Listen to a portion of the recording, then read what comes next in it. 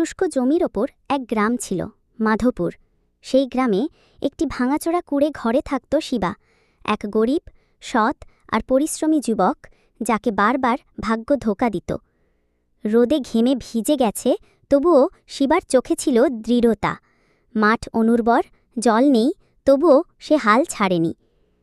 শিবা ভাবল, এত পরিশ্রম করেও কিছু ফলছে না, আমাদের কপাল বুঝি পাথরে খোদাই করা। বৃন্দা এসে বলল, আরে শিবা, আবার মাটি খুঁড়ছিস? এবারের বীজও বলেছে, ভাই আমি এ মাটিতে হব না। পরিশ্রমীদের ভাগ্য দেরিতে বদলায়, কিন্তু বদলায় ঠিকই। সন্ধ্যায় বাড়ি ফেরা। শিবার মা চুলার পাশে বসে, কিন্তু চুলা জ্বলছিল না। বাবা, তোর কপাল বুঝি ঈশ্বর কালি ছাড়া কলম দিয়ে লিখেছে? আমি কপাল বেছে নিতে পারি না মা, কিন্তু হাল ছেড়ে দেব না। যে মাটি সবাই ফেলে দিয়েছে, সেখানেই আমি সোনা ফলাব। পরদিন সকালের কথা। মা বলল, ঘরে জ্বালানি কাঠ নেই। শিবা বলল, আচ্ছা মা, আমি জঙ্গলে যাচ্ছি কাঠ আনতে।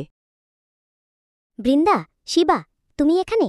বৃন্দা, ঘরে কাঠ নেই, আগে মার চুলার চিন্তা দূর করি।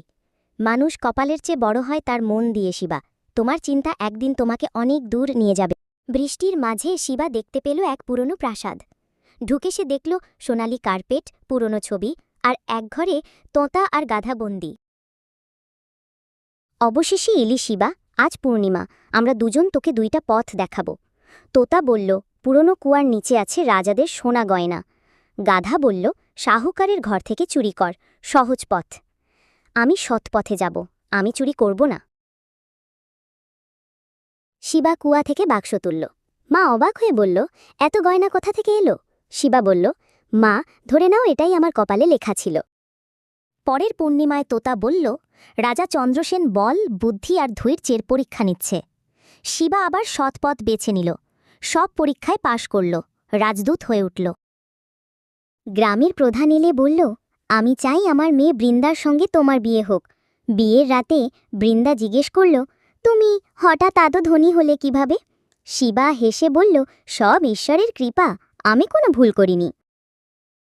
শেষ পূর্ণিমায় শিবা জানল, তোতা ও গাধা আসলে রাজার অভিশপ্ত সেবক।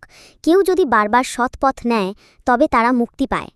শিবার কারণে তারা মুক্ত হল।